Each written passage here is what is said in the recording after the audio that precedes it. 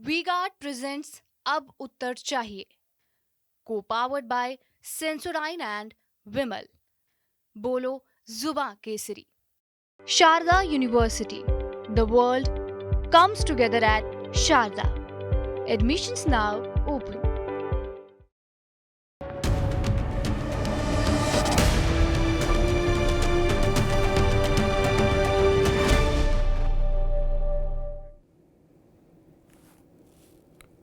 कांग्रेस ने इस पूरे चुनाव में एक धारणा बनाने की कोशिश की, एक नैरेटिव बनाने की कोशिश की कि नरेंद्र मोदी ने जो नारा दिया है कि अब की बार 400 पार, ये 400 सीटों की चाहत दरअसल भाजपा को इसलिए है क्योंकि वो 400 सीटें जीतने के अगर जीत गई तो संविधान को निरस्त कर देगी, लोकतंत्र को निरस्त कर देगी, फिर देश में कभी चुनाव नहीं होंगे, एक नई शासन व्यवस्था लागू हो जाएगी। ये कांग्रेस ने घूम घूम के हर जगह कहा। भारतीय जनता पार्टी इसका उत्तर भी देती रही कि नहीं भाई ऐसा नहीं करेंगे। लेकिन ऐसा पहली बार हुआ कि भाजपा के मुख्यमंत्री स्तर के एक बड़े नेता ने मंच पर आकर माइक्स के जरिए ये बताने की कोशिश की हो कि हम 400 पार का जो नारा दे रहे हैं वो अगर सफल हुआ और 400 सीटें हमने जीती तो हम क्या करेंगे, क्या करना चाहते हैं या क्या हो सकता है। तो तीन बातें कही असम के मुख्यमंत्री हेमंता बिस्वा शर्मा ने। उन्होंने कहा कि जब 300 सीटें मिली हमको 19 के चुनाव में तो अयोध्या में रामलला का भव्य और दिव्य नव्य मंदिर बन गया। फिर उन्होंने कहा कि अगर हमको 400 सीटें मिलेंगी तो तय जानिए मथुरा में शाही ईदगाह पर कृष्ण जी का भव्य जन्म स्थान पर मंदिर दिखाई देगा और ज्ञानव्यापी मस्जिद के स्थान पर बाबा विश्वेश्वर महादेव का भव्य दिव्य मंदिर। और तीसरा ये कि अगर 400 सीटें जनता ने दे दी तो पीओके भी भारत में होगा। काशी, मथुरा और पीओके यानी पाक ऑक्युपाइड कश्मीर, पाक अधिकृत कश्मीर, यानी कश्मीर का वो हिस्सा जो पाकिस्तान के पास अनधिकृत तौर पर है और जिसको वापस लेने का संकल्प भाजपा नहीं, देश की संसद ने सर्वसम्मत प्रस्ताव के जरिए लिया है वो स्थान। इसलिए भाजपा चाह रही है कि 400 सीटें हमको देश दे। अब ये एक नया नैरेटिव आ गया। छोटे नेता ऐसा बोलते तो शायद इस पर चर्चा नहीं होती, लेकिन चूंकि एक चीफ मिनिस्टर के स्तर का नेता बोल रहा है तो स्वाभाविक है, बात में वजन है, बात में गंभीरता है। कोई छोटे नेता बोलते हैं तो मान लिया जाता है उनके मन का विषय भी हो सकता है, वो ऐसा चाह रहे हो। अब एक तरफ कांग्रेस का नैरेटिव है कि भाजपा 400 सीटें इसलिए चाह रही कि उसको संविधान बदलना है। दूसरी ओर ये नया नैरेटिव आ गया कि भाजपा 400 सीटें इसलिए चाह रही कि उसको काशी में समाधान देना है अयोध्या जैसा, मथुरा में समाधान देना है अयोध्या जैसा। काशी, मथुरा और अयोध्या इन हिंदू सनातन धर्म के ये सर्वोच्च 3 धार्मिक स्थल, इनको एक नई भव्यता, दिव्यता और नव्यता देनी है। इसलिए 400 सीटें चाहिए और इसलिए 400 सीटें चाहिए कि कश्मीर का जो हिस्सा उधर रह गया वो भी इधर आ जाए। ये तो आपने देखे होगा कि वहां जो अभी कुछ जो प्रदर्शन हो रहे हैं पीओके में, उसमें भारत का झंडा लेके लोग निकल रहे हैं सड़कों पर। पाकिस्तान अपनी रोटी की समस्या से नहीं निपट पा रहा, वहां आटा ही सब कुछ है, पहले आटा मिले उसके बाद दूसरी बात हो। पाकिस्तान के एक हुक्मरान कहा करते थे कि हम घास की रोटी खाएंगे लेकिन बम बनाएंगे। बम बनाएंगे कि नहीं बनाएंगे, लेकिन घास की रोटी खाने वाली स्थिति तो आ गई पाकिस्तान की। यह अलग बात है कि कांग्रेस के अय्यर साहब कहते हैं कि पाकिस्तानियों ने चूड़ी नहीं पहन रखी है, उनमें भी बड़ा दमखम है। शायद तभी प्रधानमंत्री नरेंद्र मोदी को कहना पड़ता है कि अगर चूड़ी नहीं पहन रखी भाई तो परेशान क्यों हो रहे हो, भारत पहना देगा चूड़ी। और पाकिस्तान के साथ जितने युद्ध हुए उसमें भारत ने पाकिस्तान को चूड़ी पहनाकर ही वापस भेजा। 71 की लड़ाई उसका उदाहरण है। खैर, तो मसला ये है कि 400 सीटें क्यों चाहिए भाजपा को, क्यों मांग रहे, ये सवाल कांग्रेस ने खड़ा किया था। भाजपा ने आज उसका उत्तर दे दिया कि हमको 400 सीटें इसलिए भी चाहिए। हमारे साथियों ने इस पर एक रिपोर्ट तैयार की, जरा उस रिपोर्ट को देखिए, फिर मेहमानों से परिचय कराएं, फिर बहस में चलेंगे और समझने की कोशिश करेंगे कि बीच चुनाव भाजपा को यह सार्वजनिक तौर पर कहने की ज़रूरत क्यों पड़ी कि हमको 400 सीटें इसलिए चाहिए, या हमको अगर 400 सीटें मिली तो हम काशी और मथुरा को अयोध्या जैसा समाधान देंगे और कश्मीर के आधे हिस्सा जो उधर रह गया है उसको भारत में ले आएंगे। पहले रिपोर्ट देखिए।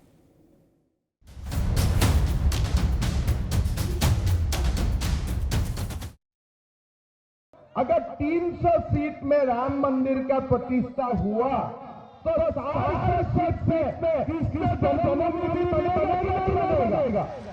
बनाना है कि नहीं मथुरा में कृष्ण जन्मभूमि? सुना आपने, असम वाले मुख्यमंत्री हिमंता बिस्वा शर्मा का ये वो बयान है जो ये बताने के लिए काफी है कि बीजेपी को 400 सीट क्यों चाहिए। दरअसल दिल्ली में चुनावी जनसभा को संबोधित करते हुए हिमंता बिस्वा शर्मा ने कहा कि जब 300 मिली तो राम मंदिर बनाया और अगर 400 मिली तो मथुरा और वाराणसी में भी मंदिर बनाएंगे। लोग हम लोग से पूछते रहा, भाई आपको 400 सीट क्यों चाहिए? तो मेरा दिमाग में लगा इसका जवाब भी होना चाहिए। तो मैंने सुबह कांग्रेसियों को बोला कि भाई देखो, जब हमारा 300 सीट था हमने राम मंदिर बनाया, अभी हमारा 400 सीट होगा, मथुरा में भी कृष्ण जन्मभूमि बनेगा और ज्ञानव्यापी मस्जिद का जगह में बाबा विश्वनाथ का बड़ा भव्य मंदिर बनेगा। तो अब हमें सीट देते रहिए और मुगलों ने जितना कारनामा करके गया था हम लोग सब साफ करते करते चला जाऊंगा। इतना ही नहीं, कश्मीर को लेकर कांग्रेस पर करारा प्रहार करते हुए हिमंता बिस्वा शर्मा ने कहा कि अब पीओके भी हमारा होगा। सर आ रहा है पाक ऑक्युपाइड कश्मीर से, हर दिन वहां एजिटेशन हो रहा है और लोग भारत का तिरंगा पताका हाथ में लेके हर दिन आंदोलन कर रहे पाकिस्तान का खिलाफ। वो देख के मेरा ये भी लगता है कि वो शुरुआत है। मोदी जी को 400 सीट मिलेगा तो पाक ऑक्युपाइड कश्मीर भी भारत का ही हो जाएगा। विपक्ष पहले ही दिन से 400 पार वाले नारे को लेकर सरकार की नीयत पर सवाल उठाता रहा है। विपक्ष ने 400 सीटों के नारे पर संविधान बदलने के सरीखे आरोप लगाए हैं। अब हेमंता के बयान ने सियासी घमासान को और ज्यादा बढ़ा दिया है, क्योंकि बीजेपी के बड़े नेता ने पहली बार 400 पार वाले बयान का असली मकसद बताया है। भारतीय जनता पार्टी का जो रथ है वो धस गया कि नहीं धस गया? अब इनकी गिनती कहां, नीचे जा रही कि नहीं जा रही? जो लोग ऊपर चढ़ रहे थे, सबसे ऊंचाई पे पहुंच गए थे, अब बताओ लुढ़क गए कि नहीं लुढ़क गए नीचे? जो कहते थे 400 पार, बताओ हार गए कि नहीं हार गए? और मैं जो माहौल देख रहा हूं, इस बार 140 करोड़ जनता इनको 140 सीटों के लिए भी तरसा देगी। 379 सीटों में चुनाव हो चुका है, 4 चरण के चुनाव हो चुके हैं, पर 2 चरण के बाद ही 19 अप्रैल और 27 अप्रैल के बाद ही स्पष्ट हो गया था कि दक्षिण भारत में बीजेपी साफ और उत्तर पूर्वी और पश्चिम भारत में बीजेपी हाफ। 4 तारीख को कांग्रेस पार्टी को, इंडिया गठबंधन के पार्टियों को स्पष्ट और निर्णायक जनादेश मिलना तय हो चुका है। बहरहाल लोकसभा चुनाव की बिसात पर बीजेपी ने जब से अब की बार 400 पार का नारा दिया है, तब से विपक्ष लगातार सवाल उठाता रहा है कि आखिर 400 सीटें क्यों चाहिए। अब हेमंता के बयान के बाद सवाल यही है कि क्या विपक्ष को मिल गया 400 पार वाले मिशन का जवाब। सवाल ये भी है कि क्या बाकी बचे चुनाव के रण में मुद्दा होगा काशी मथुरा। भाई, कांग्रेस और उसके सहयोगी दलों ने ही ये प्रश्न खड़ा किया था कि भाजपा 400 सीटें क्यों चाहती है। मतलब कांग्रेस के कहने का अभिप्राय ये समझ में मुझे आता था कि जैसे वो ये कह रहे हो भाई 272 पे सरकार बन जाएगी आपकी, फिर 400 क्यों मांग रहे हैं। जैसे नहीं किसी से कहोगे भाई तुम्हारा काम तो 1000 रुपए में चल जाएगा, फिर 5000 क्यों मांग रहे हैं। ऐसे कुछ भाव कांग्रेस का था।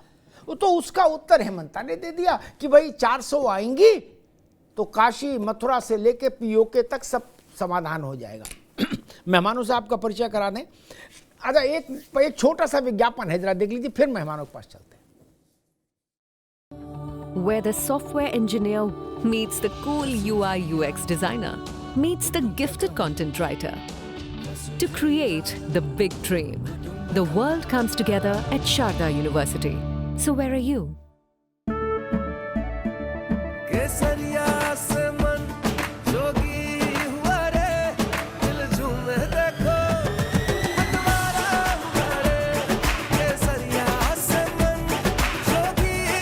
हर पल मनाओ केसरी त्योहार।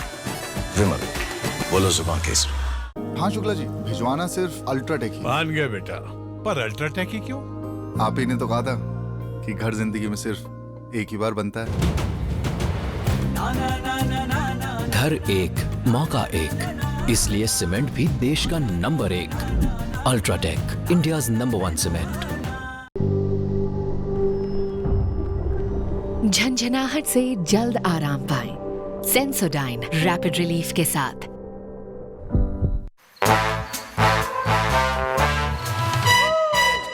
Come, come, come, my love, please don't say no, baby. Come, come, come, my love.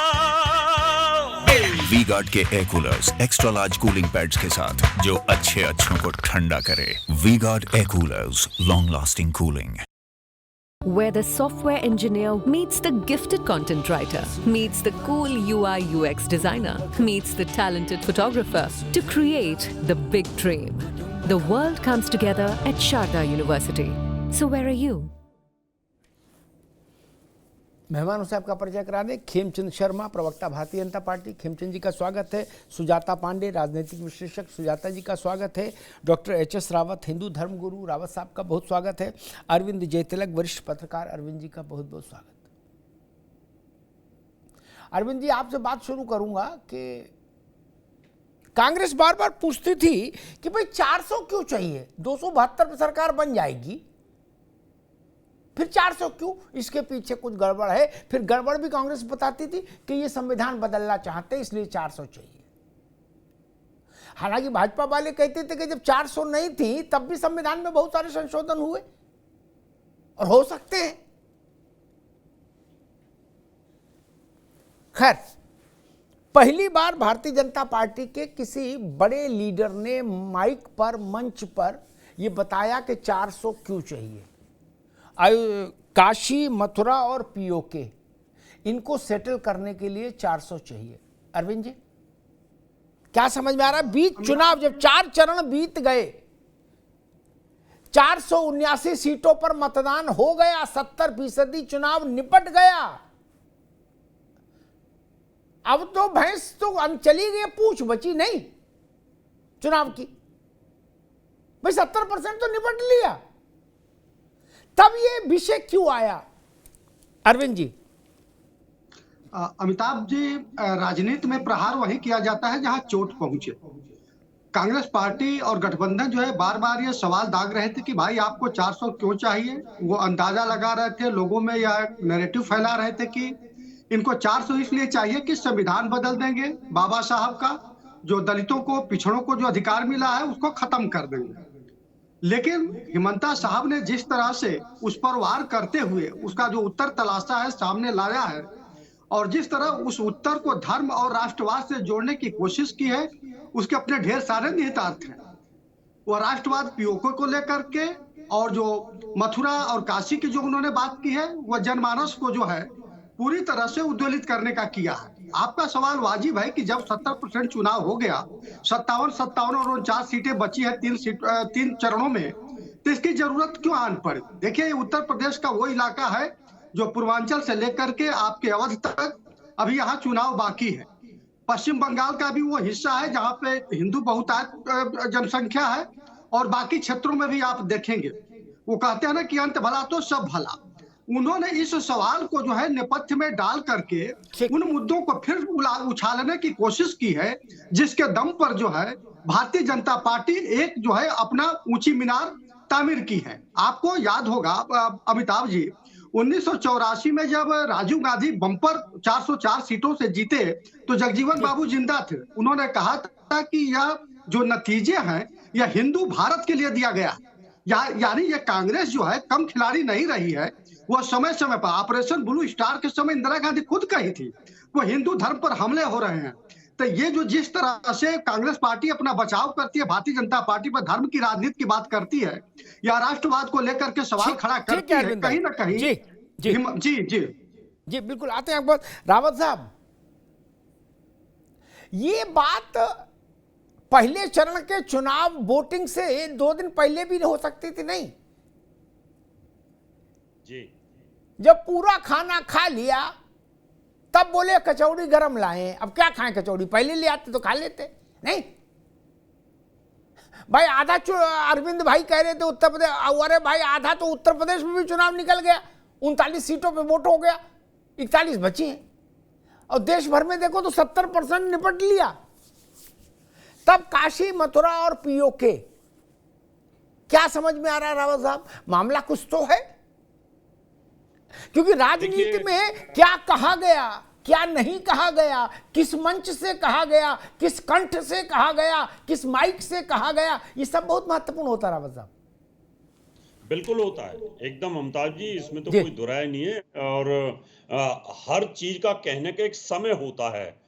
पहले आपने देखा होगा कि सारे चुनाव आपने कवर किए बहुत साल पहले, यानी पहले एक ही बार में सारा चुनाव हो जाता था, ज्यादा 1 या 2 चरण मुश्किल से होते थे, नहीं मैक्सिमम। उत्तर प्रदेश जैसे 4-5 चरण नहीं होते थे पहले, पूरा उत्तर प्रदेश एक बार में, उत्तर भारत एक बार में होता था। अभी क्या है कि जो सत्ताधारी पार्टी होती है अपनी सुविधा के अनुरूप, कांग्रेस ने चलन शुरू किया और उसके बाद धीरे धीरे ये अभी क्या है कि माहौल पता चलता है कि माहौल किस तरीके से चल रहा है चुनाव का। उसमें अगर थोड़ा तड़का लग जाए तो वो थोड़ा और मजेदार हो सकता है, और वो तड़का लगाने की कोशिश अपना असम के मुख्यमंत्री साहब ने कर दी कि भाई ये चीज हम देंगे। अगर यही चीज पहले बोल दी जाती तो मुझे लगता है कि बहुत ज्यादा इसका असर होने वाला होता, यानी और बहुत जबरदस्त भारतीय जनता पार्टी के फेवर में एक माहौल बन जाता। अभी लास्ट चरणों पे आकर के बोलना, तो हो सकता है उन चरणों का भी बेनिफिट भारतीय जनता पार्टी को इसमें मिलेगा, इसमें कोई दो राय नहीं है। और ये जो बयान है बड़ा विस्फोटक बयान है, और इस बयान से जनता के अंदर जोश तो पैदा होगा, क्योंकि राम मंदिर को जिस प्रकार से बनाना चाहिए था वहां कहीं ना कहीं वो कमी थोड़ी रही है। और अब जो जिस प्रकार से हेमंत साहब ने बोला है उससे तो मुझे लगता है बड़ी खुशी की लहर दौड़ने वाली है कि भाई ठीक है, पीओ को हमारे पास आएगा।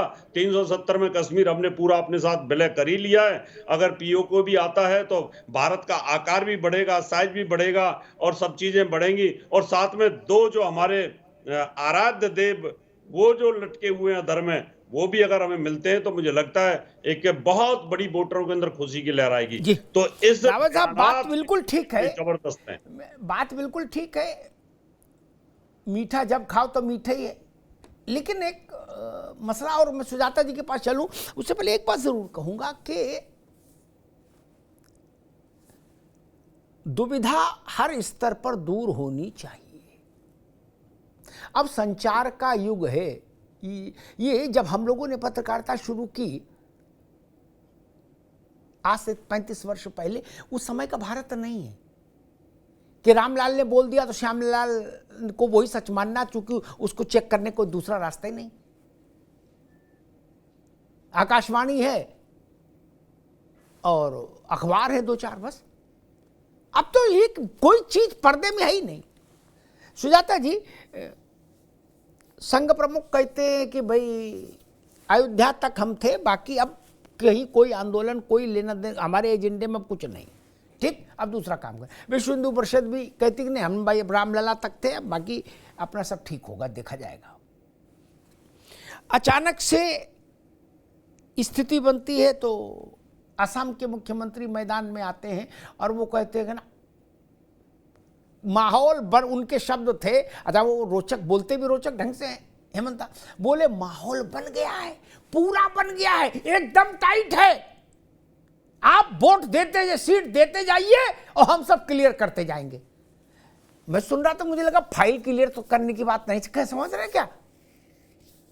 ऐसा कोई विषय तो है नहीं कि किसी मंत्री के पास, मुख्यमंत्री, प्रधानमंत्री के पास कोई मथुरा और काशी की फाइल पड़ी हो कि जिस पे दस्तखत कर दे, ओके अलाउड, ऐसा तो नहीं ना सुजाता जी। मान लो 400 की सरकार आए, 450 की सरकार आए, 272 की आए, फाइल तो है नहीं। और अगर कानून ही बनाना था तो अयोध्या पे बन सकता था, तो 303 में भी कानून बन जाता। फैसला अगर कोर्ट से आना है तो सीटों के गुणा गणित से क्या फर्क पड़ेगा सुजाता जी? नहीं, जज के दिमाग पर ये इंप्रेशन तो नहीं होगा कि ये 272 की सरकार है कि 376 की सरकार है, ये 480 की सरकार है, नहीं। जी जी, अमिताभ जी, पहले तो आपको प्रणाम। तो पहले तो जो आप ये पूछ रहे कि ये संख्या का गणित क्या है, तो देखिए ये लोकतंत्र है, यहाँ तो संख्या का ही गणित होता है। सरकार बनने में, उसके नीतियों में, उसके नीतियों के निर्धारण में, बड़े फैसलों में, जैसे अगर 300 से ज्यादा सीटें नहीं भाजपा जीती तो 370 नहीं हटता, अकल्पनीय था वो। जो विकास और विरासत की राजनीति मोदी जी ने शुरू की, वो तो इस देश में सोचना मुश्किल था, क्योंकि हम तो एक वेस्टर्नाइज सेकुलरिज्म पालन करते थे कि या तो मंदिर होगा या तो रोजगार होगा। लेकिन आज आप मंदिर भी देखते हैं और रोजगार भी देखते हैं। तो 370 भी हुआ, ट्रिपल तलाक भी हुआ, CAA भी हुआ, उसके बाद GST भी आई, फिर उसके बाद बेनामी प्रॉपर्टी टैक्स वगैरह भी चीजें जो होनी चाहिए थी वो हुई, कड़े फैसले हुए। अब जब हम तीसरे टर्म की बात कर रहे हैं तो ये भी हो रहा है कि मोदी जी कह रहे हैं कि बड़े और कड़े फैसले आएंगे, तो और कड़े फैसले आएंगे। साथ ही ये भी कह रहे हैं कि 2047 तक का रोड मैप तैयार है, 1000 साल तक का भारत का रोड मैप तैयार है। तो ये जब 1000 साल तक का रोड मैप तैयार है, तो भारत की जनता जिसका सनातन आस्था में विश्वास है और जो अपने मूल, जो उनके केंद्र हैं काशी और मथुरा, मैं पीओके पे आऊंगी, पहले ये कह लूं कि तो वो तो ये जानना चाहेगी सरकार से कि हम जो आपको ये वोट दे रहे हैं इस पे आपका क्या रुझान है। तो इसको साफ कर दिया गया है, तो ये तो एक अच्छी बात है। और ये सरकार की, मैं तो कहती हूँ कि ये तो प्रतिबद्धता है उनकी, क्योंकि अगर हम वोट दे रहे हैं तो अपने और जनमानस से अगर जुड़ी हुई सरकार है तो ये तो उनकी प्रतिबद्धता है कि वो इन चीजों को पूरा करें। क्योंकि भारत का विकास तो सिर्फ रोटी कपड़ा मकान से नहीं हो सकता, वो उसकी आस्था से, वो उसके परिचय से, वो उसकी जो सनातन छाप है उसके बिना नहीं हो सकता। और देखिए, ये आप संख्या की बात कर रहे थे, तो इसमें इसको बोलने से पहले सबसे पहले तो ये पूछ लूं कि इस पैनल पे कौन ऐसा है या आपके दर्शक में कौन ऐसा है जो पीओके नहीं लेना चाहेगा? सनातनियों में ऐसा कौन है जो कहेगा कि काशी विश्वनाथ को अपने मूल स्थान पे नहीं बैठना चाहिए और नंदी की प्रतीक्षा जारी रहनी चाहिए युगों युगांतर तक? कौन कहेगा कि जब आप मथुरा जाते हैं तो वहां पे एक जो मंदिर का जिस तरह से तोड़ा गया है उसको देख के आपको हर्ष होता है, आपकी आंखें भर आती हैं, आपको सच में लगता है कि आपकी सरकार सुजाता क्या कर रही है? सुजाता जी, ठीक, अब रुको, ठीक। मसला ये नहीं, सुजाता जी शायद मेरी बात को ठीक से समझ नहीं पाई। 370 है कि और जो दुनिया के प्रशासनिक काम है उनके लिए संख्या का महत्व कुछ थोड़ा बहुत हो भी सकता है। हालांकि बिना संख्या के भी मैनेजमेंट हो जाता है, बिल पास हो जाता है, वो भी हमने देखा। कोई ऐसा नहीं कि कोई आप ही की जेब में उतने रुपया हो, संग चलने वाले लोग हैं तो वो भी खर्च कर देते हैं, वैसे पार्लियामेंट भी चलती, इसलिए बहुत तनाव लेने की जरूरत नहीं। आखिर VRS जो थी कांग्रेस और नवीन बाबू की पार्टी, ये 5 साल साथ खड़ी रही ना अरविंद जी, क्या? हाँ, बिल्कुल। और इनको 400 पार कराया इन्हीं ने। मोदी जी जो कहते हैं कि हम 400 पार, तो इसमें भी थे, वो ठीक ही कहते हैं। इसलिए ऐसे कोई बहुत चिंतन और चिंता की बात नहीं। मैं बात दूसरी भावभूमि की कर रहा, सुजाता दूसरी तरफ उसको लेगी। काशी और मथुरा जैसे अयोध्या, आप GST पारित करा सकते हैं नवीन पटनायक की पार्टी को साथ लेके और जगन रेड्डी को लेके। 317 हटा दो, और तमाम काम कर सकते हैं, लेकिन अयोध्या पर बिल नहीं ला सकते थे ना। वो साहस तो नहीं रहा, वो तो राग बैठी कि कोर्ट करेगी तभी। अभी एक ANI को इंटरव्यू दिया है अमित शाह जी ने, रावत जी, उनसे पूछा गया कि काशी और मथुरा, उनने का मामला अदालत में है, अदालत ही फैसला करेगी, मैं कुछ नहीं इसमें बोलूंगा, अदालत का मामला अदालत ही फैसला करेगी। और साथ में उन्होंने यह भी याद दिलाया कि अयोध्या में भी अदालत ने जब निर्णय दिया तभी सरकार आगे बढ़ी, इसलिए इस विषय पर सरकार का कोई लेना देना नहीं। इसलिए मैंने कहा था संख्या का मसला यहां नहीं, ये कोई फाइल नहीं है कि भाई मुख्यमंत्री के या प्रधानमंत्री के दफ्तर में पड़ी है, वो कलम नहीं मिल रही, कलम मिल जाएगी तो दस्तखत कर देंगे, बोले Mathura okay allowed, Kashi allowed, ऐसा तो संभव नहीं ना। उसकी एक प्रक्रिया है, high court, lower court, high court, गवाही, सबूती। हमने तो अयोध्या के पूरे केस को एक पत्रकार के नाते फॉलो किया, किसी के कहने सुनने से भी जल्दी फैसला थोड़ी ना हो सकता ना जी ना। ऐसा तो नहीं कि आज मेरी तबीयत आगे बोलो भाई मथुरा पर निपटा दो, नहीं भाई, तारीख पे तारीख पड़ती है। 125 साल अयोध्या का लीगल बैटल चला, इसलिए मैंने कहा इस वक्त, और खैर इसकी जरूरत को। खेमचंद शर्मा जी, एक नारा लगता था, जय श्री राम, एक नारा लगता था कि मंदिर रामलला हम आएंगे, मंदिर वहीं बनाएंगे। तो आपके विरोधी उस पर कहते थे रामलला हम आएंगे, मंदिर वहीं बनाएंगे, तारीख नहीं बताएंगे। ठीक, अब आप सब कह रहे हो कि पीओके भारत में लाएंगे, फिर वही मामला होगा, पीओके भारत में लाएंगे, आपके विरोधी कहेंगे तारीख नहीं बताएंगे।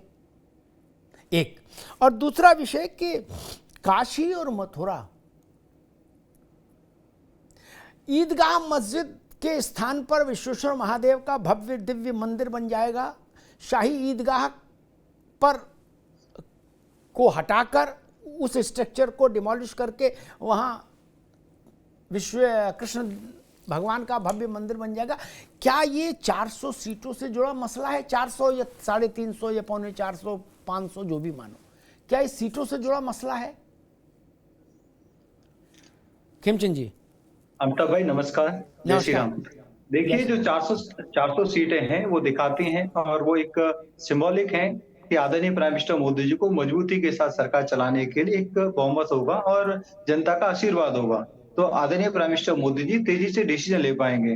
अब हमें अपने देश को विकसित राष्ट्र बनाना है, हमें सारे सेक्टर्स में विकास करना है, साथ ही साथ हमारी जो संस्कृति है, हमारे सांस्कृतिक जो प्रतीक हैं उनका भी उत्थान करना है, उनका भी डेवलपमेंट करना है। तो मैं खुद ब्रिजवासी हूँ और करोड़ों ब्रिजवासी चाहते हैं कि जब जन्मभूमि जाते हैं और वहां पे ऊपर मंदिर के ऊपर मस्जिद बनी हुई है, साइड में गीता भवन है जो एक नया बना है, लेकिन जो ओरिजिनल मंदिर है उसके ऊपर मस्जिद बनी हुई है। सब जानते हैं, सब देखते हैं, सबको लगता है कि हाँ ये मंदिर तोड़ के मस्जिद बनाई गई है। केस कोर्ट में है, ठीक है, लेकिन भारतीय जनता पार्टी हमेशा से काशी और मथुरा के बारे में बोलती रही है, अपनी भावना को भी प्रदर्शित करती रही है और अपनी कमिटमेंट को भी बताती रही है।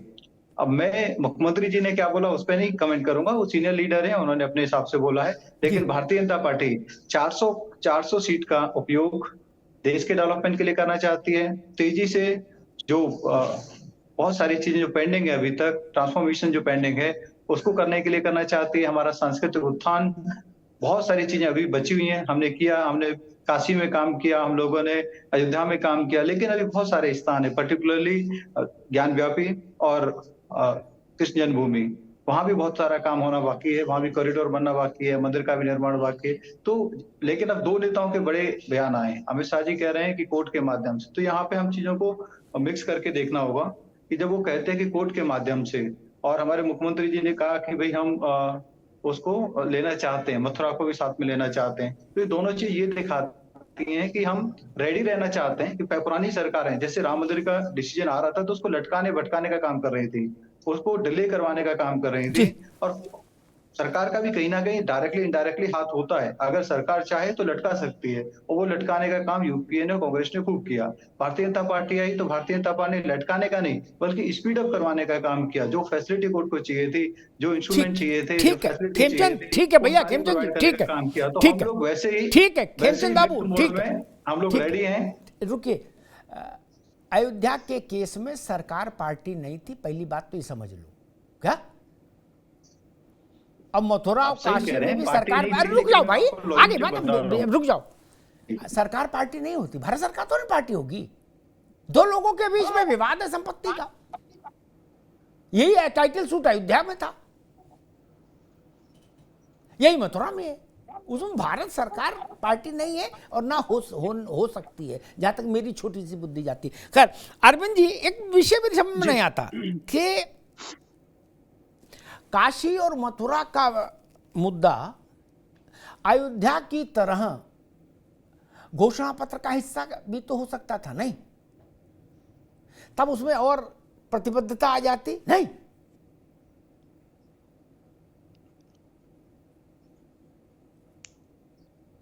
हाँ अमिताभ जी, देखिए यहाँ दो चीज समझना होगा जी। काशी का या फिर जो है मथुरा का जो मसला है, ये कानूनी मसला है, या कोई सरकार के नीतिगत मसले से जुड़ा हुआ नहीं है।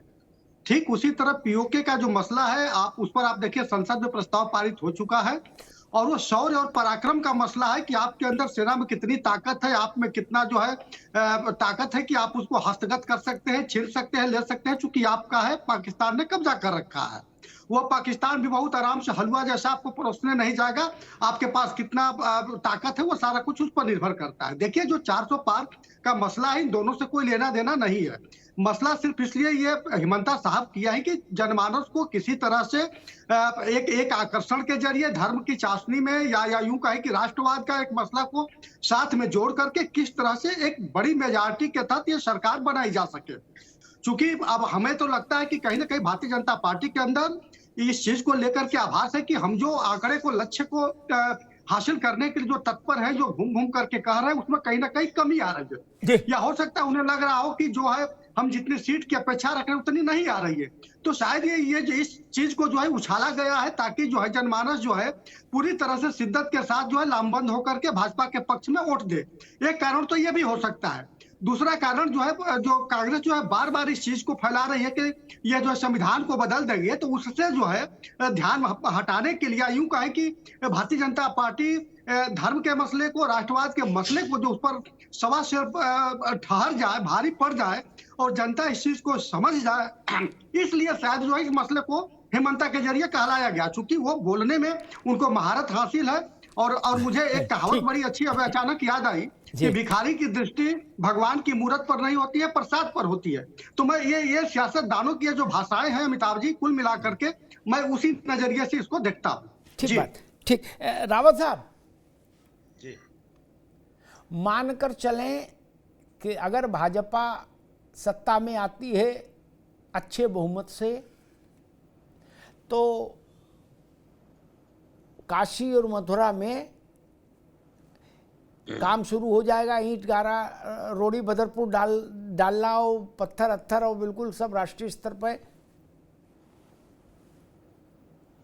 अमिताभ जी देखिए, सच्चाई को एक्सेप्ट करना चाहिए। अगर माननीय प्रधानमंत्री जी ने 400 पार का नारा दिया है, तो उनके पीछे उनका जो बौद्धिक थिंक टैंक है ना, वो भी बहुत कुछ सोच के बैठा है। हम और आप तो समझ सकते हैं इस बात को, क्योंकि उनको बाधा आती हैं, काम करने में दिक्कतें आती हैं। संविधान में भी कुछ ऐसी आर्टिकल और धाराएं हैं जो बाधा पहुंचाती हैं, और वो उस समय के हिसाब से बनाई गई थी। अगर वो कहीं ना कहीं हटानी पड़ जाएं, वो धाराएं, वो आर्टिकल हटाने पड़ जाएं, तो बहुत कुछ देश के विकास में जो रोड़े अटके हुए कानून के, उनको हटाया जा सकता है। बहुत सारी चीजों को चेंज किया जा सकता है। चेंज करने के बाद उनके हाथ खुल जाएंगे प्रधानमंत्री के काम करने के लिए। तो इसमें तो मैं बिल्कुल बखूबी के साथ कह सकता हूं कि 400 पार अगर आती हैं, तो काम करने के जो हाथ बंधे थोड़े बहुत रहते हैं, वो भी खुल जाएंगे। जैसे पहले आर्मी के हाथ बंधे हुए थे, खुल गए तो आतंकवाद। नहीं रावत साहब, मसला वो नहीं है। बाकी काम करने में कितने हाथ खुलेंगे, कितने बनेंगे, वो विषय बात नहीं है। विषय सिर्फ मथुरा और काशी है। नहीं, उसके अंदर भी इतनी बाकी सब छोड़ दो, बाकी उसमें मत पड़ो। आज विषय है क्या हम ये देश ये उम्मीद करें कि भाई अगर आप बड़े बहुमत के साथ सरकार वापस आती है, ठीक है ना, तो काशी और मथुरा में काम शुरू हो जाएगा। अभी 2 योजना बाकी क्या होगा नहीं होगा वो छोड़ो, वो तो बात की बात।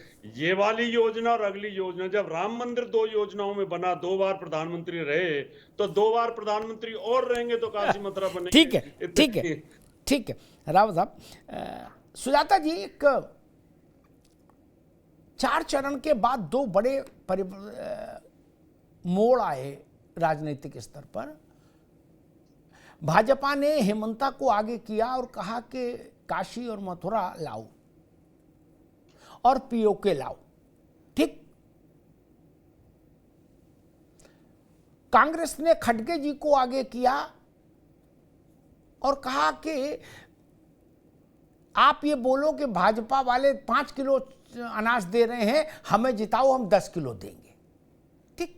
ये दोनों नई बातें हैं। इससे पहले भाजपा में भी कोई नहीं कह रहा था कि काशी मथुरा में कुछ होना जाना है, अभी कुछ नहीं, ठीक, ना कहीं लिखा पढ़ी में था। 4 चरण यानी 70% जब बीत गया तो इनने भी अपने घर में समीक्षा की और उनने भी, क्या, जैसे खाना जब बनाते हैं ना सब्जी उब्जी, तो थोड़ा चख के देख लेते हैं कि देखें क्या है। बोले नहीं, इसमें तेज पत्ता और मारो, गरम मसाला डालो, भाई मिर्च मारो, इसमें तड़का छौंक डबल लगाओ, होता है ना कि ठीक है थोड़ा अभी स्पाइसी बनाओ। क्या दोनों पक्षों को लग रहा है चुनाव कहीं अटक रहा है, भटक रहा है, लटक रहा है? क्योंकि जो 5 किलो राशन की निंदा करते थे, कहते थे पूरे देश को विकलांग बना दिया, 80% आबादी को राशन दे के उनके आत्म स्वाभिमान को कुचल दिया मोदी ने। वो कह रहे ये 5 दे रहे, हम 10 देंगे, हमें दो वोट, तुम्हें हमारी कसम 10 देंगे। जिसे नहीं होता कि सोम बाजार बुध बाजार लगता है, एक कहता 30 रुपए किलो आलू, दूसरा कहता 20 रुपए किलो आलू, तीसरा कहता 30 के 2 किलो आलू। जन ग्राहक भ्रमित हो जाता है कहां जाए। और वैसे ही भाजपा ने भी बोले नहीं, इसमें भाई अभी सादा है, इसमें अभी तड़का मारो, रतन जोत भी डालो, तेज पत्ता भी डालो, कड़ी पत्ता भी डालो। तो काशी मथुरा और पीओके इधर से आए और उधर से 5 के बदले 10। सुजाता पांडे को आपको ये समझ आ रहा कि भाई कुछ तो घटा है इनके आंकलन में दोनों के। अपने घर में खिड़की दरवाजे बंद करके जब बैठे होंगे जहां कोई दूसरा नहीं होता, तो आदमी चुनाव की समीक्षा करता है कि चुनाव कहां है। और अब बहुत स्कोप भी नहीं किसी के पास, 3 ही चरण बचे, छोटे वाले नहीं। क्या ऐसा लग रहा है कि ऐसी स्थिति है? तब दोनों ने ऐसा एक 360 डिग्री पर गाड़ी घुमाई। देखिए अमिताभ जी, मुझे लगता है कि जो भी पार्टी कोई चाहे वो उसका मैनिफेस्टो हो या फिर कोई घोषणा हो, वो जो चाहे कह ले, लेकिन सबसे जरूरी जो चीज होती है वो है जनता किस पे विश्वास करती है, विश्वसनीयता किस पार्टी की, किस नेता की है। तो खड़गे जी चाहे 10 किलो अनाज दे दें या 25 किलो अनाज दे दें। आप राजस्थान का इलेक्शन देख लीजिए, जो हाल में विधानसभा का इलेक्शन हुआ था, वहां पे कांग्रेस ने जो भी मुद्दे आज उठा रही है वो राजस्थान इलेक्शन में उठाए गए थे। चाहे वो जातीय जनगणना का मुद्दा हो, चाहे पैसा देने की 1 लाख की नहीं थी, वहां पे दूसरी रकम थी, वो सब कुछ किसान, युवा, गरीब, महिलाएं, हर तरह का हथकंडा अपनाया गया था। लेकिन फिर हुआ क्या? हुआ ये कि कांग्रेस, जिसको सारे लोग प्रेडिक्ट कर रहे थे कि कांग्रेस वो वहां सरकार बना लेगी या जीत जाएगी, वो सरकार बनी नहीं, बुरी तरह से हार भी गई। तो विश्वसनीयता यहाँ पे बड़ी बड़ी चीज है। दूसरा जो आप कह रहे थे कि काशी मथुरा और पीओके की बात को हिमंता बिश्व शर्मा ने कहा है, तो और उसमें सरकार की क्या भूमिका होती है, तो मैं तो ये कहूंगी कि हम पैनल पे बैठे, आप तो जानते हैं, आप तो वरिष्ठ पत्रकार हैं, जब जनता से आप पूछते होंगे तो आपको तो ये पता चलता होगा कि हम माने ना माने, जनता तो मानती है कि सरकार के आने से और सरकार के फैसले से राम मंदिर बना है। अदालतें तो बाद में आती हैं, सबूत जो होते हैं, जो परमिशंस होती हैं, वो सारा कुछ तो प्रशासन के हाथ में होता है। वरना मुलायम सिंह की सरकार भी थी जिसने ताले लगा दिए थे मंदिर पे, वहां पे राजीव गांधी की सरकार भी थी, नेहरू की सरकार भी थी, जिन्होंने क्या किया था वो सारा कुछ तो पता है आपको। राम मंदिर में अटकर वहां पे यूपीए की सरकार भी थी जिसने कहा था कि राम तो है, वो तो काल्पनिक है। तो उसमें सरकारों का तो महत्व होता ही है, वो प्रत्यक्ष रूप से ना हो, अप्रत्यक्ष रूप से हो, प्रशासन के रूप से हो, जनमानस की भावनाओं को संभालने के रूप से हो, और साथ में जब फैसले आए तो दंगा फसाद ना हो उसको रोकने के नाम में उसका कार्य तो होता नहीं है। तो जब कसूरी मथुरा की बात हो रही है तो अभी तो एएसआई की रिपोर्ट ही आ गई है, उसमें तो जो अभी इनकी जो मुस्लिम पक्ष की है उनकी तो दलील भी खारिज हो गई है। यहाँ पे सर्वेक्षण, मथुरा में सर्वेक्षण शुरू हो चुका है। तो इसमें सरकार की भूमिका को कोई हटा नहीं सकता, अदालतें करेंगी लेकिन सरकार उसको संभालेगी और उसको पुनर्स्थापित करेगी। इसमें सरकार की एक महत्वपूर्ण भूमिका होती है और इसको मैं मानू ना मानू, आप माने ना माने, जनता जरूर मानती है। अमिताभ, ठीक है सुजाता जी, मसला ये नहीं है कि मूल विषय क्या है उस पर हमको आज रहना था। मूल विषय तो वो तो राजनीति होगी ना, चुनाव है। आगे बात आगे, मसला ये नहीं, एक होता है कि फाइल आई है उस पर दस्तखत करना है क्या, तो वहां निर्णय करने वाले आप होते हैं। एक होता है निर्णय अदालत करेगी, आप एग्जीक्यूट कराने वाले होंगे, और एग्जीक्यूट कराने जो सरकार रहेगी, सुप्रीम कोर्ट का आर्डर होगा तो उसको एग्जीक्यूट कराने होगा। ठीक, 272 की सरकार भी एग्जीक्यूट करा लेती है, 300 वाली भी करा लेगी, 350 वाली भी करा लेगी, 550 वाली भी करा लेगी, एग्जीक्यूटिव होना है। मायावती के समय में भी अयोध्या पर फैसला आया था, रावत जी को याद होगा, कहां दंगा हुआ था, तिलक जी, अरविंद जी को याद है क्या? एक कबूतर सड़क पर नहीं आया, चिड़ी छोड़ो दंगा भंगा के। राम मंदिर बना, जिन हिस्सों में भाजपा की सरकार ने, वहां भी कोई हिम्मत किया दंगे की ना, वो देश बदल गया मानस भाई। अब कहां कौन दंगा कर रहा है? ना ना ना, वो सब चीजें चली गई। अब तो शांति व्यवस्था का युग आ गया, अब कहां कौन दंगा कर रहा है? ना जी ना, वो भय, वो तमाम तरीके के दुस्वप्न बीत गए भारत के भाग्य से। रावत जी गलत तो नहीं कह रहा? कहीं कोई दंगा करने वाला दिख रहा है क्या? बिल्कुल। आपने संभल में, मुजफ्फरनगर में, शामली में, कैराना में, अलीगढ़ में, बरेली में भी कुछ दंगा सुना क्या जब अयोध्या में रामलला विराजमान हुए? नहीं। यही बदलाव बड़ा है, यही बदलाव महत्वपूर्ण है। खेमचंद जी, भाजपा के चुनावी विजय में कहा जाता था कि ये 5 किलो अनाज वाला जो मसला है ये एक बड़ा निर्णायक तत्व है, और सो मैं भी मानता हूं एक निर्णायक तत्वों में से एक बड़ा तत्व ये भी है, क्योंकि पेट से बड़ा कुछ नहीं। गरीब को अन्न मिल रहा है, उसको जय जय बात, बाकी तो ठीक ही है। अब पहले कांग्रेस नानुकुर करती रही तो आपकी खिल्ली भी बनाती रही कि भाई 5 किलो अनाज देख के इन्होंने जनता को भ्रमित कर लिया। अब उसको भी शायद लगा कि नहीं ये मामला ठीक है, तो उसने कहा कि ये 5 दे रहे हैं, हम 10 देंगे। अब ये चुनाव अनाज पर लौटता दिख रहा है मुझे, 5 के बदले 10। खेमचंद जी, देखिए अमिताभ भाई, कांग्रेस तो बहुत कुछ कह रही है और बहुत कुछ पिछले 60 साल में कहती आई है और वो कहती रहेगी। आदरणीय प्राइम मिनिस्टर मोदी ने करके दिखाया है। वो कहते थे कि गरीबी हटाएंगे, पंडित नेहरू ने भी कहा, इसमें सोनिया जी ने भी कहा, राजीव जी ने भी कहा और बहुत सारे लोगों ने कहा, लेकिन आदरणीय प्राइम मिनिस्टर मोदी जी ने 25 करोड़ लोगों को महागरीबी से बाहर निकाला और उनको अब संवर्धन भी दे रहे हैं, उनको सपोर्ट भी कर रहे हैं, उनको हैंड होल्डिंग भी कर रहे हैं कि वो कोने गरीबी में ना जाए। तो उसके लिए राशन दे रहे हैं, अच्छे स्वास्थ्य के लिए आयुष्मान भारत के तहत उनको मदद दे रहे हैं कि अगर उनको कोई स्वास्थ्य की प्रॉब्लम होती है तो 5 लाख तक का बीमा है। अब उनको अपनी प्लॉट नहीं बेचनी, घर नहीं बेचना, खेत नहीं बेचना या लोन नहीं लेना, तो अब वो अपना इलाज फ्री में करा सकते हैं। उनके घर में टॉयलेट बनाने का काम किया है आदरणीय प्राइम मिनिस्टर मोदी। पीएम किसान के माध्यम से अगर वो छोटे किसान हैं या किसानी करते हैं तो उनको सीधा सीधा मदद मिल रही है। और फसल बीमा के माध्यम से अगर कोई प्राकृतिक आपदा आती है, जो आती रहती है हमारे अलग अलग क्षेत्र में, तो वहां पे मदद मिलती है। और जो उनके घर में कुछ युवा हैं तो उनको पूरा डेटा को लिस्ट किया गया है, उनको अप स्किल किया जा रहा है, रीस्किल किया जा रहा है, फ्यूचर की जॉब है उसके लिए तैयार किया जा रहा है। तो आदरणीय prime minister Modi ji 360 degree पे काम कर रहे हैं और इसीलिए कांग्रेस और इंडिया गठबंधन वाले इस समय बौखलाए हुए हैं। जिस तरीके से अभी चुनाव गया है, उनको ऐसा लगता है कि कहीं पिछली बार जैसे वो विपक्ष में बैठने के लिए उनके पास एलओपी के लिए जो नंबर नहीं थे, अब कंबाइंड इंडिया गठबंधन के पास भी शायद ऐसा ना हो कि एलओपी के लिए नंबर ना हो।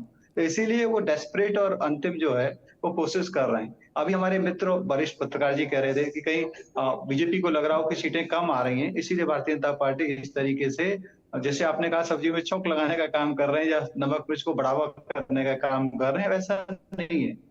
ये मैं ऐसा समझता हूँ कि रिट्रेट कर रहे हैं कि हमारी सीटें आ रही हैं, किसी बहकावे में ना आए, किसी अफवाह में ना आए, किसी मिस इन्फॉर्मेशन में ना आए। इसलिए जो जहां इलेक्शन बचा हुआ है, आपको इंश्योर करते हैं कि आप भी अपना आशीर्वाद बराबर दें, अपना आशीर्वाद पूरी तरीके से दें, ताकि जो 400 पार का नारा हमने लगाया था, जिस लक्ष्य की ओर हम तेजी से आगे बढ़ रहे हैं, वो लक्ष्य की प्राप्ति हो, और जो बड़े बड़े काम हम करना चाहते हैं, आदरणीय प्राइम मिनिस्टर मोदी जी करना चाहते हैं, वो करके रहें। और सरकार की डायरेक्ट भूमिका नहीं थी, राम मंदिर में भी नहीं थी, लेकिन इनडायरेक्ट बड़ी भूमिका थी। मैं आपको बता सकता हूं, मैं ऐसे बड़े लीडर्स के साथ बैठा, उन्होंने बताया कि पुरानी सरकारें जब लॉजिस्टिक की बात आती थी, इंटरप्रिटेशन होता था, बहुत सारे डॉक्यूमेंट थे, इतने डॉक्यूमेंट थे कि भाई अभी लटकाना है तो उन्होंने बोल दिया कि हमें तो हिंदी समझ में नहीं आती, इंग्लिश समझ में नहीं आती, उर्दू में चाहिए, तो अब आपको लॉजिस्टिक अरेंज कराना है।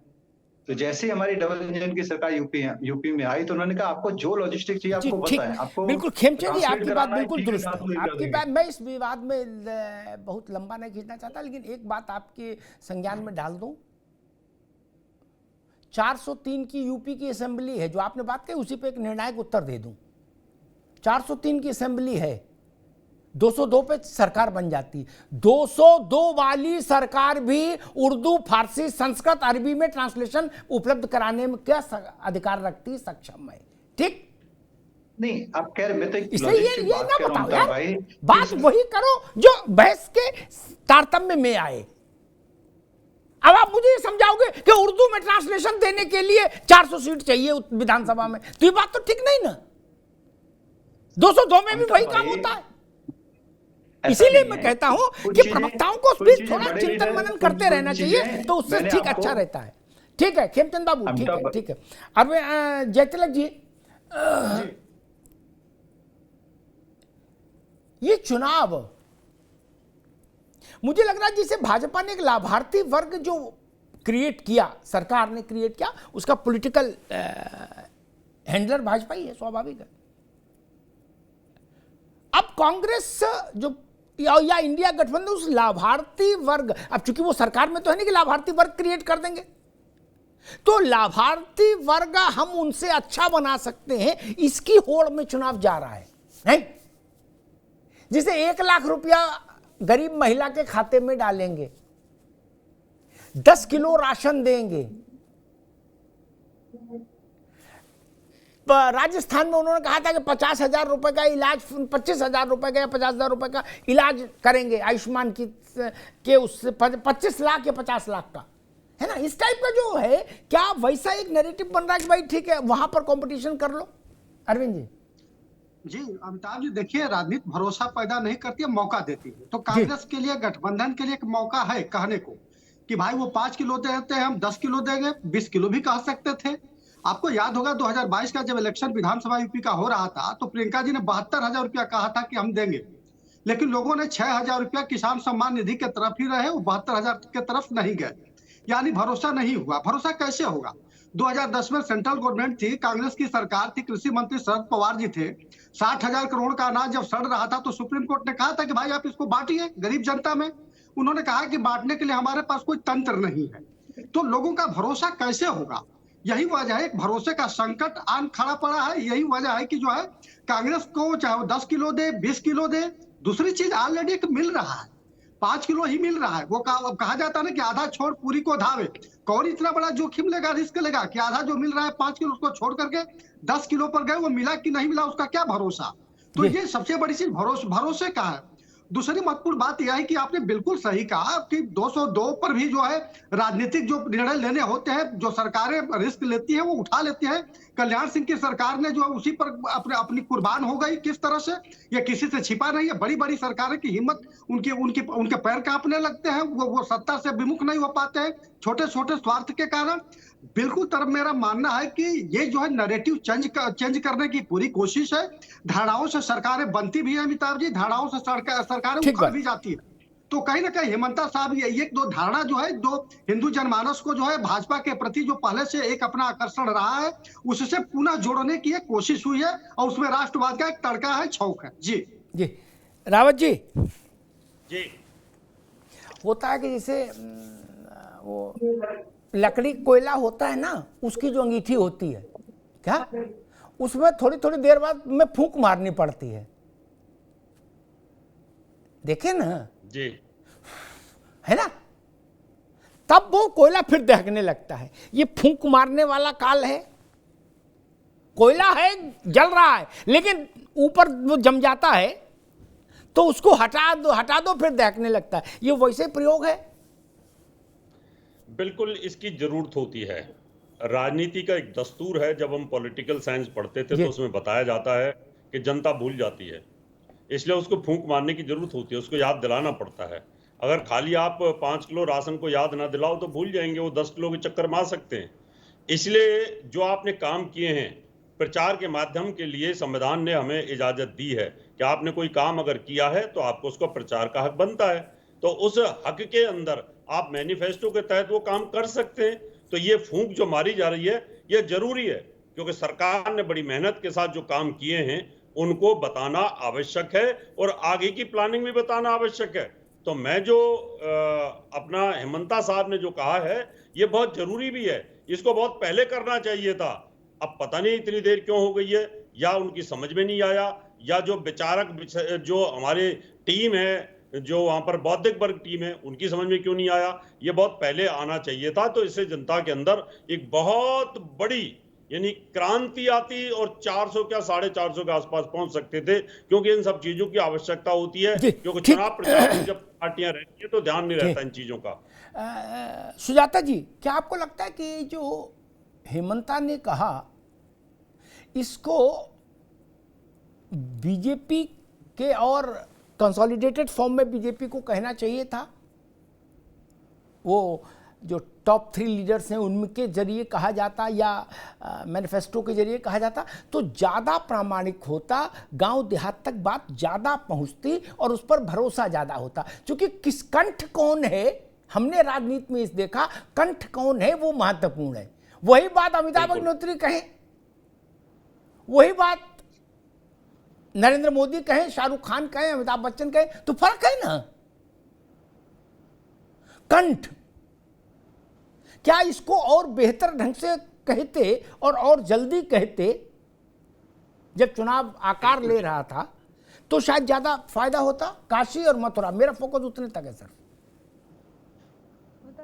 जहाँ तक मेरी जानकारी है कि भाजपा के पास जो चुनावी टीम है वो हर फेज के लिए एक नया नैरेटिव गढ़ती है, और वो 20 जैसे सब लोग कहते हैं कि वो 24 घंटे 365 दिन चुनावी मोड में रहते हैं। तो इसका कारण है कि वो जहाँ जहाँ जो जो योजनाएं होती हैं जिससे भी जन भावनाएं प्रभावित होती हैं वैसी वैसी नैरेटिव सामने लेके आते हैं।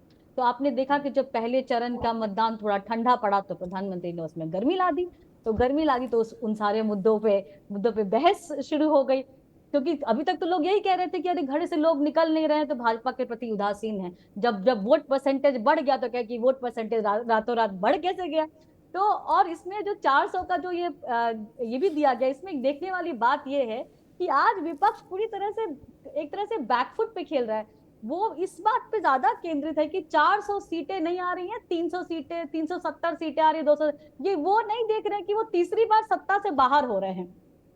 उसके बाद जो इस फेज में है तो ये हिंदी पट्टी का चुनाव है, तो यहाँ की भावनाओं को तो फिर आपको हर पार्टी देगी, हर पार्टी वो तड़का लगाने की कोशिश करेगी जिससे उसके पक्ष में माहौल बने। और जहां प्रधानमंत्री कह रहे हैं कि यूपी में तो कांग्रेस साफ हो रही है, तो साफ होने से बचाने के लिए एक वो जो शहजादे की सीट है उसको बचाने के लिए 10 किलो क्या हो तो 100 किलो अनाज भी दे दे, लेकिन बात यही फिर से विश्वसनीयता पे आ जाती है। लेकिन साथ ही साथ ये भी क्लियर हो जाता है कि जो कांग्रेस ने जो मुद्दे उठाए थे, जैसे जातीय जनगणना का मुद्दा था या फिर जो 1 लाख महिलाओं को देने का मुद्दा था, जो भाजपा सरकार पे जो आरोप लगाए थे अदानी अंबानी वाले, वो सारे मुद्दे शायद गौन पड़ गए हैं। और मोदी की गारंटी वाला जो नैरेटिव था वो इतना स्ट्रांग है, स्पेशली लाभार्थी वर्ग जो आप कहते हैं, जो कि क्षेत्रीय पार्टियों का भी वोट बैंक था जिसको भाजपा लेके अपने पास आ पाई, वो दिखाता है कि मोदी की गारंटी के सामने अब बस मीटू वाला प्रोडक्ट है। तो मीटू तो कभी नहीं चलता ना,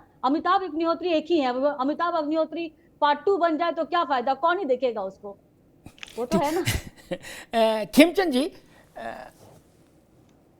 क्या देश ये उम्मीद करे कि मान लो जो आपने कहा मांगा चाहा जो भी कामना की कि भाई 400 सीट, मान लीजिए ऐसी कोई स्थिति बन जाए तो जो बात मैंने रावत जी से पूछी थी वही अंत में आपसे पूछता हूं कि रावत जी तो भाई मान लो केवल बोल ही सकते हैं, आप सरकार हैं तो सरकार हैं तो आप कर सकते हैं। क्या काशी और मथुरा में काम चालू हो जाएगा बिना किसी किंतु परंतु के?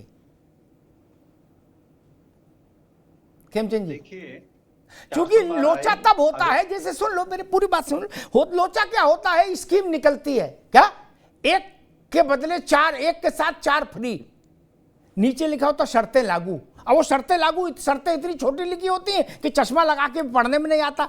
हम दुकान पे जाते कहते भैया 4 फ्री दो, वो कहते शर्तें नहीं पड़ी थी, लाल रंग का कपड़ा पहन के आओगे तो मिलेगा, चलो भागो। खेमचंद जी। अमिताभ भाई जी, अमिताभ भाई, भारतीय जनता पार्टी 400 आए या 400 से कम आए, भारतीय जनता पार्टी काशी और मथुरा के लिए हमेशा से तैयार थी, माहौल बनाने के लिए हमेशा से तैयार थी, सपोर्ट करने के लिए हमेशा से तैयार थी। और जब कोर्ट का डिसीजन आएगा, जब कोर्ट के डिसीजन को स्पीड अप करने के लिए कोई भी लॉजिस्टिक सपोर्ट चाहिए होगी, हमेशा से तैयार रहेगी, क्योंकि ये हमारे लिए आस्था का विषय है, हमारे लिए राजनीति का विषय नहीं है। और मंदिर बने, ये हमारे सीनियर्स की भी इच्छा थी, हमारे बड़े लीडर्स की भी इच्छा थी, हमारे फाउंडर्स की भी इच्छा थी, और आज हमारे जो छोटे कार्यकर्ता हैं, हम जैसे छोटे कार्यकर्ता हैं, उनकी भी इच्छा है, और करोड़ों हिंदुओं की भी इच्छा है कि मंदिर बने, क्योंकि भगवान कृष्ण जिस तरीके से एक दूसरे स्ट्रक्चर के नीचे बैठे हुए हैं वो किसी को भी अच्छा नहीं लगता। और वैसे ही ज्ञानव्यापी में भगवान शिव और जिस तरीके से आइसोलेट हो रखे हैं, वहां पे पूजा की जगह कुछ और होता है, वो किसी को भी अच्छा नहीं लगता। तो भारतीय जनता पार्टी और भारतीय जनता पार्टी की सरकार कोर्ट को सपोर्ट करने के लिए, माहौल बनाने के लिए, जैसे निर्णय आएगा उसको इम्प्लीमेंट करने के लिए पूरी तरीके से प्रतिबद्ध है। ऐसा मैं एक छोटे कार्यकर्ता के नाते भी कह सकता हूँ। जी, कुछ महीनों पहले ये चुनाव की भागदौड़ शुरू नहीं हुई थी, तब उत्तर प्रदेश के मुख्यमंत्री योगी आदित्यनाथ ने विधानसभा के पटल पर कहा था कि अदालत का निर्णय आया तो नंदी बाबा रात में 12 बजे बैरिकेटिंग तोड़ दिए सब और पूजा पाठ शुरू करा दिए। ये वो प्रसंग का उल्लेख कर रहे थे जो ज्ञानवापी परिसर में व्यास जी का तलगृह जो था उसके लिए परमिशन मिली थी, और फिर रातों रात सुबह ब्रह्म मुहूर्त में तो वहाँ पूजा हो गई।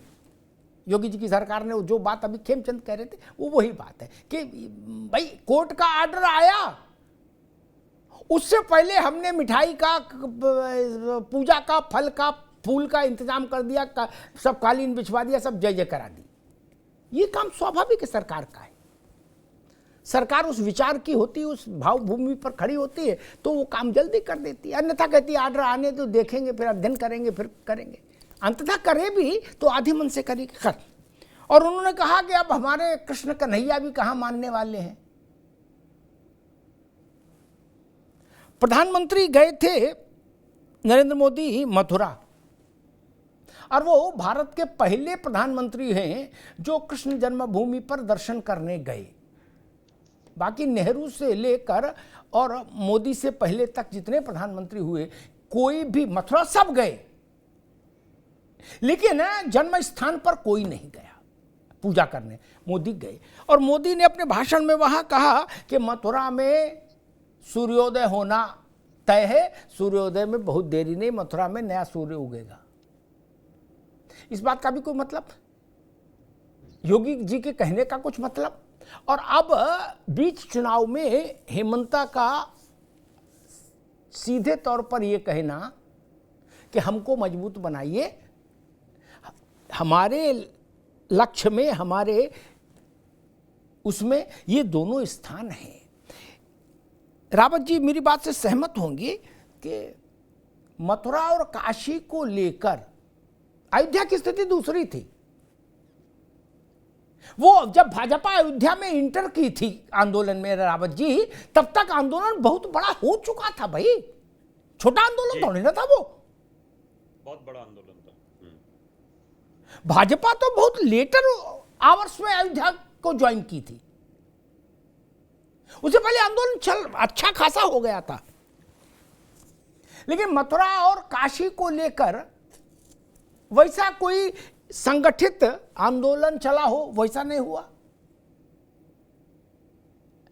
मुकदमे में भी स्थानीय लोग हैं, वही अपना लड़ रहे हैं, जो कुछ कर रहे हैं। ये तो अभी योगी जी की सरकार आने के बाद थोड़ा काशी में वकील भी अच्छे आए, अन्यथा तो वही लोकल सब था मामला। रावत जी आप जानते ही हो, क्या रिक्शे बैठ के गए, अपना फाइल ले दाखिल दफ्तर किया, चले आए, बोले ठीक है। यही हो रहा था। मथुरा में भी मेरे ख्याल से 3 दर्जन याचिकाएं जिला अदालतों में धक्के खा रही थी। फिर जाके ये स्थिति बनी कि कंसोलिडेट की जाए और हाईकोर्ट में एक साथ सुनी जाए। तब वो प्रक्रिया शुरू हुई, तब लगा कि हाँ चलो अब कम से कम गाड़ी पटरी पर आई। ये दोनों विषय भारत के मन के विषय हैं। कोई भी सरकार इन दोनों विषयों के लिए काम करेगी, काम करने का इरादा जताएगी, ये मन रखेगी, तो भारत को अच्छा लगेगा। क्योंकि काशी, मथुरा और अयोध्या भारत का आत्म तत्व है। मैंने एक बार ऐसे ही मंच पर कहा था कि काशी, मथुरा और अयोध्या भारत के सैन्य ठिकाने नहीं रहे कभी। काशी, मथुरा और अयोध्या भारत की आर्थिक राजधानी नहीं रहे कभी। काशी, मथुरा और अयोध्या से कभी भारत का शासन नहीं चला।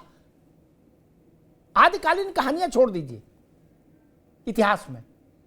फिर दुनिया भर का बवाली अयोध्या, काशी, मथुरा में आक्रमण करने क्यों आया? वो भारत की आत्मा को घायल करना चाहते थे। वो भारत के माथे पर लात रखना चाहते थे। वो लाहौर के जरिए संभव नहीं था, वो मुंबई के जरिए संभव नहीं था, वो दिल्ली के जरिए संभव नहीं था, आगरा के जरिए संभव नहीं था। वहां से आप देश को राजनीतिक तौर पर गुलाम बना सकते थे, लेकिन भारत के आत्म तत्व को घायल करना था, तो इसलिए आपको काशी, मथुरा और अयोध्या जीतना था, वहां विध्वंस करना था।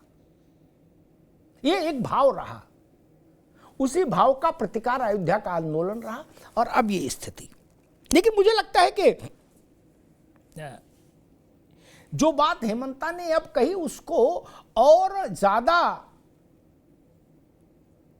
कंसोलिडेटेड तरीके से हेमंता से एक सीढ़ी ऊपर का नेतृत्व अगर कहता वजन देकर, तो उसकी गूंज और ज्यादा होती, उसकी व्याप्ति और ज्यादा होती, ऐसा मुझे लगता है। और पीओके की बात, तो पीओके का प्रस्ताव तो भारत की संसद बहुत पहले कर चुकी कि वो भारत का अभिन्न हिस्सा है, कश्मीर का वो टुकड़ा भी, और भारत उसको वापस लेगा। हम अपने यहां जम्मू कश्मीर में ये स्थान भी खाली छोड़ते हैं विधानसभा में। अब जो संसद का सर्वसम्मत प्रस्ताव है, उस पर काम करने की जरूरत है। वो किसी पार्टी का मसला थोड़ी ना, भाई उसका कौन खिलाफत कर सकता है। पीओके हमारा है, ये भारत की संसद ने सर्वसम्मत प्रस्ताव किया हुआ है।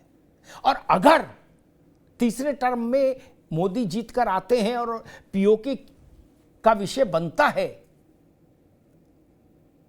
इसमें अभी बहुत सारे अगर मगर हैं, लेकिन फिर भी मैं कहूंगा अगर ऐसा कोई विषय बनता है तो ये बहुत बड़ी घटना हो जाएगी।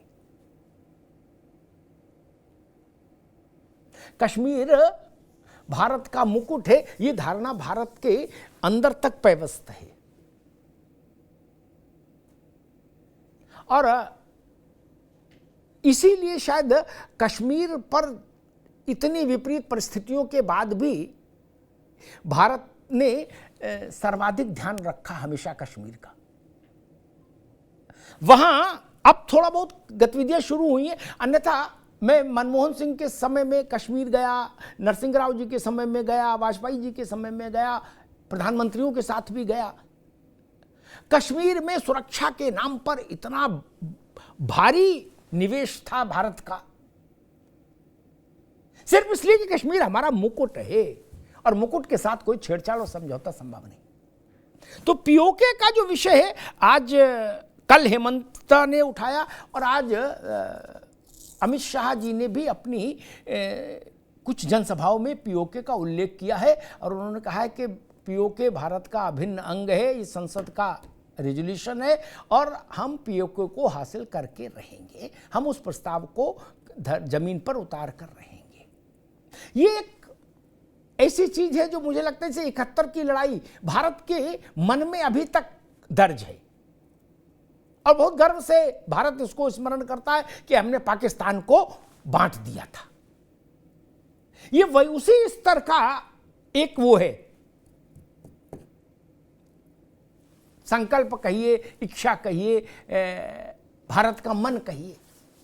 लेकिन ये राजनीतिक सवाल जरूर खड़ा होता है कि 4 चरण बीत जाने के बाद 70% चुनाव हो जाने के बाद ये जो सबसे अच्छे विषय थे चुनाव को प्रभावित करने की दृष्टि से मैं कह रहा हूं, है ना, जो सबसे तेज मसाले थे उनका इस्तेमाल शुरुआत में क्यों नहीं?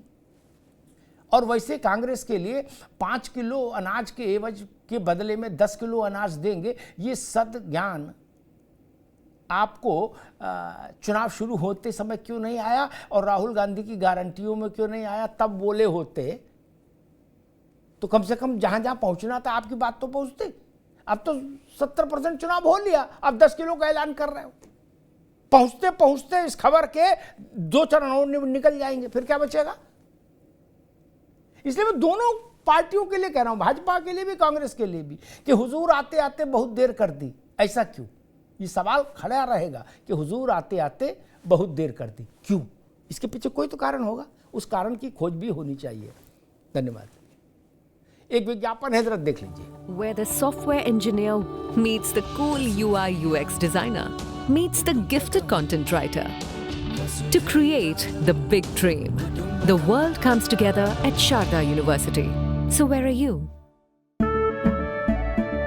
केसरिया से मन जोगी हुआ रे, दिल झूमे देखो मतवारा हुआ रे।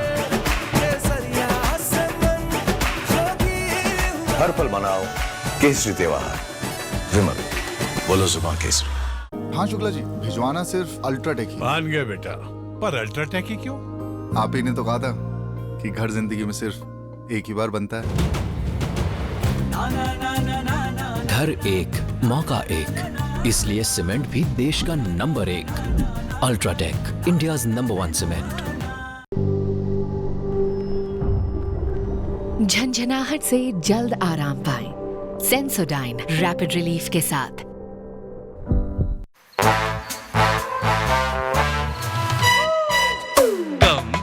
Come, my love, please don't say no, baby. Come, my love. V-Guard के air coolers extra large cooling pads के साथ जो अच्छों को ठंडा करे। V-Guard air coolers, long lasting cooling. Where the software engineer meets the gifted content writer, meets the cool UI UX designer, meets the talented photographer to create the big dream. The world comes together at Sharda University. So where are you? Uttar Pradesh में अभी 41 सीटों पर चुनाव बाकी है। क्या उत्तर प्रदेश के चुनावी वायुमंडल में मथुरा और काशी का मुद्दा गूंजेगा, जहां 41 सीटों पर मतदान होना बाकी? देश में 70% चुनाव संपन्न हो गया, 30% बचा है कुल जमा। क्या जो 30% चुनाव बचा है उसमें मथुरा, काशी और पीओके, ये जो 3 मुद्दे, और उसमें पीओके इसलिए चूंकि पीओके की बात अमित शाह भी कर रहे हैं, योगी आदित्यनाथ भी कर रहे हैं, हेमंता विश्व शर्मा भी कर रहे हैं। भाजपा नेतृत्व की पूरी श्रृंखला पीओके की बात कर रही है इस वक्त। क्या इस 30% चुनाव जो बचा है इसमें पीओके पाकिस्तान से वापस लेना, ये, और मथुरा और काशी में समाधान वैसा ही जैसा अयोध्या में दिया, क्या ये 3 विषय इस केंद्रीय मुद्दा बनेंगे इस चुनाव में जितना चुनाव बचा है? और स्वाभाविक है, अगर बीच चुनाव भाजपा ने इस मसले को प्रमुखता दी है तो इसी अंदाज से दी होगी, इसी अनुमान से दी होगी कि ये तीनों मुद्दे चुनाव को प्रभावित करेंगे और चुनाव में बाकी मुद्दों को पीछे कर देंगे। और क्या इन्हीं की काट में कांग्रेस 5 किलो अनाज के बदले के स्थान पर 10 किलो अनाज का वादा लेकर मैदान में उतरी है। ये देखने वाली बात होगी चुनाव के अगले चरणों में। धन्यवाद। वी-गार्ड प्रेजेंट्स अब उत्तर चाहिए, को powered by Sensodyne and Vimal. बोलो जुबां केसरी। Sharda university, the world comes together at Sharda. Admissions now